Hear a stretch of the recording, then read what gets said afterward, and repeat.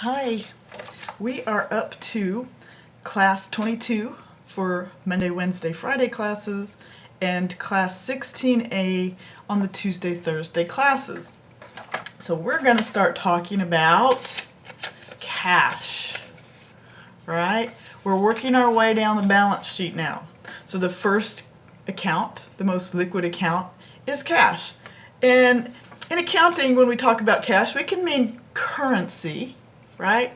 Certainly a store is going to get a lot of currency in. We could also mean checks. Most of the time when a company pays out cash, they're going to write a check. They want to have a record of that transaction. And some places still accept checks for transactions. So you could have cash coming in, that's a check. So we're going to talk about cash and know that a lot of times what we're really talking about is a check. All right, currency, check, both of them are cash. All right, so let's get down to business. We are going to be talking today about internal control. So this video really is going to go over some definitions and describe this concept of internal control. Sometimes you'll hear it called just controls or control activities. What we're really talking about are policies and procedures that organizations use to make sure the assets like cash stay safe, or assets like merchandise inventory, right? You know, imagine if you're Best Buy and you have a warehouse full of TVs and iPhones and great stuff. Got to make sure that doesn't just leave, get sold on eBay. So you need what we call controls, and that's what this video is about, internal control. So we're going to learn some terms and talk about policies and procedures a lot.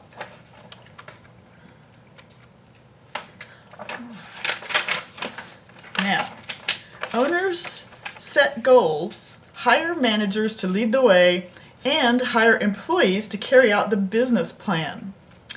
Internal control is an organizational plan and all the related measures adopted by an entity to safeguard assets, encourage employees to follow company policies, promote operational efficiency, and ensure accurate and reliable accounting records.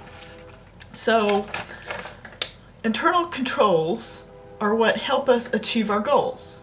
We have to have some kind of policies, some kind of procedures, and we call those internal controls. So when you think about goals of a company, of course, safeguarding the assets, right? Making sure the cash gets to the bank safely, making sure the inventory doesn't get stolen. That's safeguarding assets. Operational efficiency, that's doing our job well. You know, making sure people show up, do it right. Don't have a lot of scrap and waste. So you want to make sure the rules and policies are followed. That's internal control.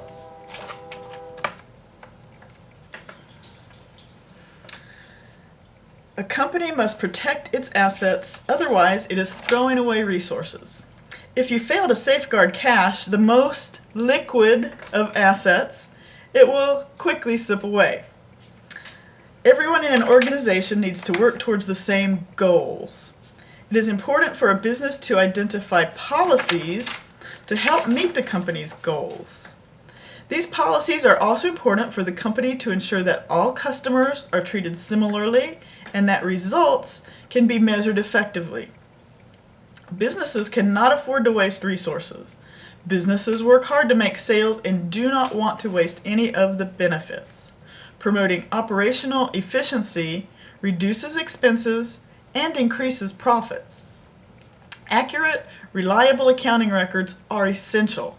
Without reliable records, managers cannot tell which part of the business is profitable and which needs improvement.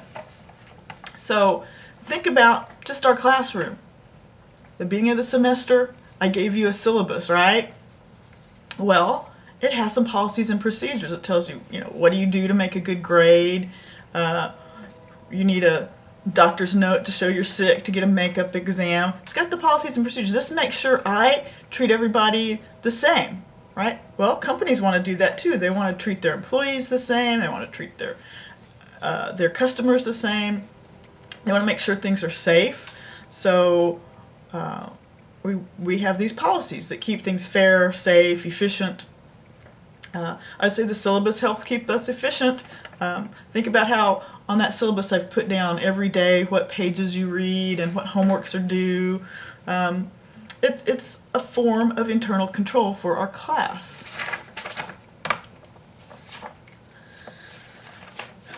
Internal controls are critical for public companies. So the U.S. Congress passed a law requiring public companies to maintain a system of internal controls. A public company is a company that sells its stock to the general public. Congress passed the Sarbanes-Oxley Act to address public concerns about various accounting scandals. Yes, we sometimes have accounting scandals. Isn't that exciting? Sarbanes-Oxley requires companies to review internal control and take responsibility for the accuracy and completeness of their financial reports. One of the SOX provisions requires companies to issue an internal control report. An internal control report is a report by management describing its responsibility for and the adequacy of internal controls over financial reporting. All right, so here's the deal. There have been accounting scandals, right? Enron happened right here in Texas. Big scandal. In fact, it's probably the main scandal that led to this Sarbanes-Oxley Act. So what does Sarbanes-Oxley do? Well, it requires companies to have internal controls and to report on them. To say, yes, we have them and they're adequate. There are no material weaknesses in our controls. Now, this is only for public companies because really, if you have your own personal company, like you have a restaurant and you don't want to have controls, well, it's your cash, they figure. But public companies, where people buy stock, that's a public company, like Target, Walmart, Walt Disney. People can buy stock in these companies, so they're the owners, but they're not really there running the company. So to make sure people are following the policies and procedures, the government made this law, Sarbanes-Oxley.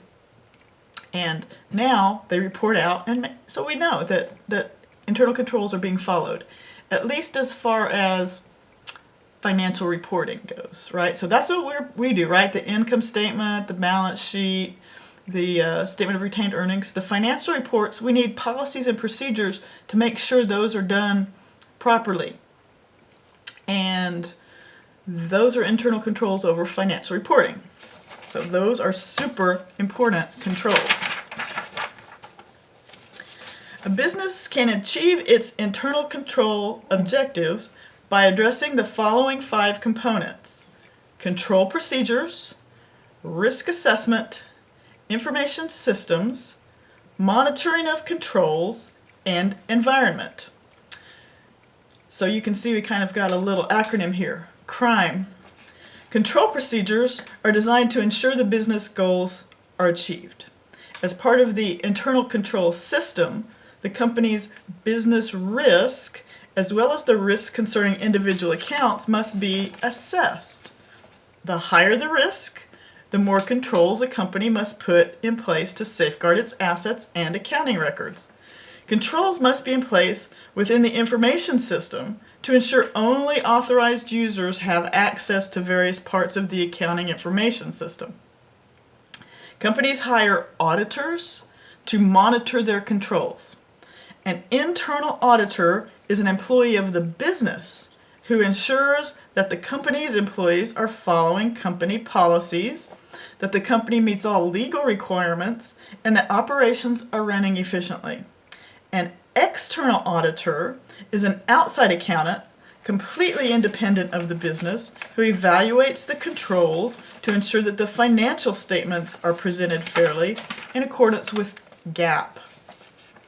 All right, so CRIME, control procedures. So we have to develop our rules, our policies that make sure objectives are going to be achieved, right? So an objective for us for our class as we talk about financial reporting is that the numbers get reported correctly, right? So if we say on the balance sheet that we have $1 million in cash, we want to make sure we really have that $1 million, that it's really in the bank, or I guess in currency sitting around in a drawer somewhere, but typically it's in a bank. All right, so that would be a goal, to report the balance for cash accurately. All right, the next thing, risk assessment. So all companies that are good at internal control sit around and think about where's the riskiest area, so where do we need to have more controls. So let's say you had a company like a big public company like Caterpillar, and they make these giant bulldozers, right? But they still have to have cash, so they probably have more controls over cash than the bulldozer, even though a bulldozer might be, I don't know, a big bulldozer? Could it be $1 million? I don't really know. Probably a lot. Well, it's not very likely somebody's going to steal the bulldozer and get away with it, right? But cash, pretty easy to steal. So they might have a lot of rules for cash and not so many for the bulldozers. Just, once the bulldozer's parked, you take the key out of it and lock it in the key safe or something, right? I mean, hard to get away with a bulldozer. Information systems. Even though in our class we're doing a lot of handwriting of problems and like we just calculated LIFO and FIFO in chapter 6, right? Well, you wouldn't, in real life, you'd do that on a computer using the information system at the company. Well, you wouldn't want just anybody getting into the computer and messing with that LIFO and FIFO number. So there's rules about who can sign in, what parts of the system they can use, stuff like that. Monitoring, somebody has to watch and make sure that people are using the controls, right? If we set up these policies and procedures and nobody cares, then it's like we don't have them. And the environment, what's meant by environment is the upper management, are they watching, paying attention? Do they care about controls? Because if the boss says, oh, forget that rule, you're going to not ignore, even though the rule exists, you're going to do what your boss says. So environment's kind of about what the bosses tell you to do, what it's like around the place.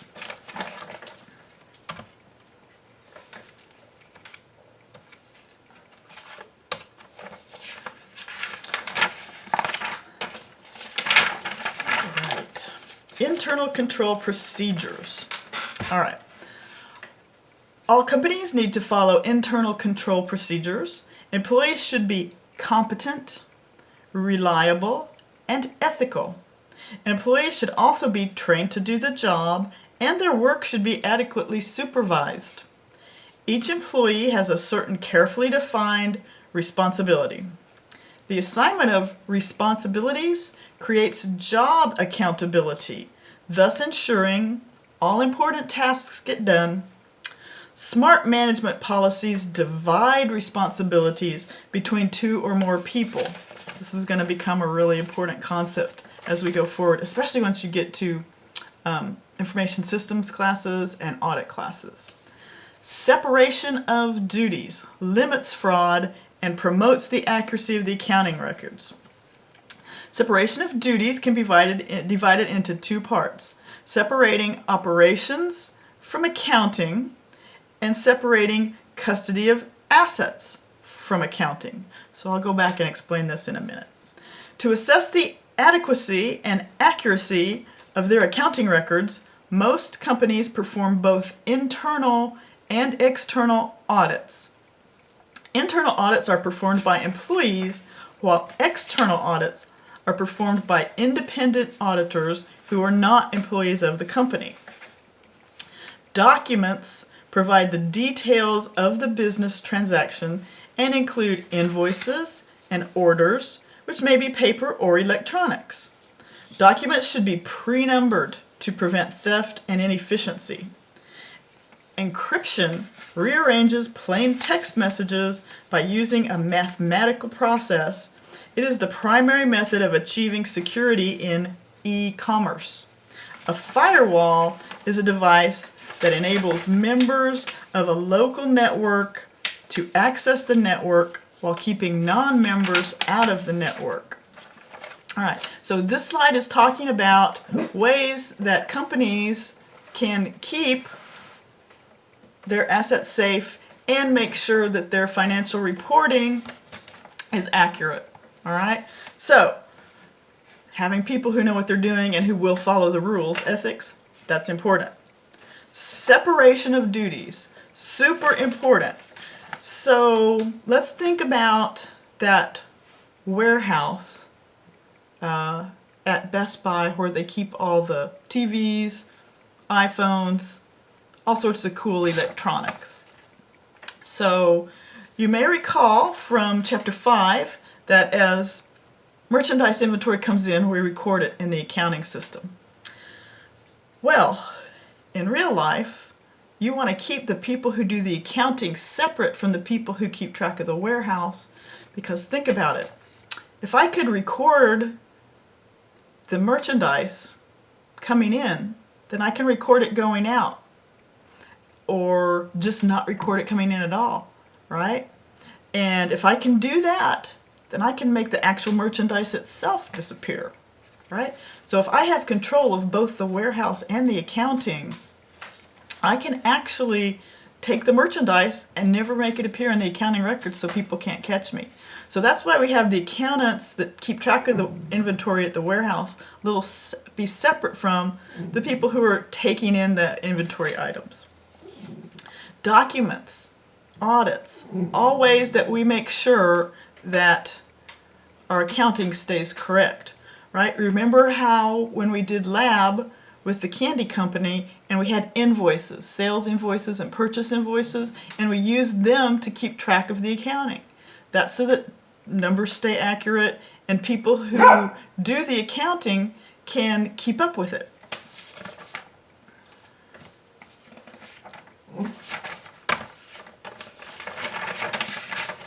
Now, internal controls can only do so much, right? I mean, you could make it possible that nobody could ever shoplift a candy bar at a Walmart. You could have somebody search through every bag, and you could have cameras watching every person all the time, and security personnel walking all over Walmart 100% of the time. That's not cost effective. You can't have 100% internal control and run an organization.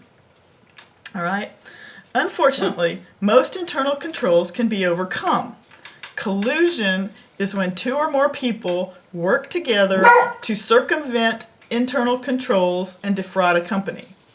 It is difficult and costly to plan controls that can prevent collusion. The stricter the internal control system, the more it costs. How tight should the controls be? Internal controls must always be judged in light of their cost versus their benefits. All right, we'll stop there and come back.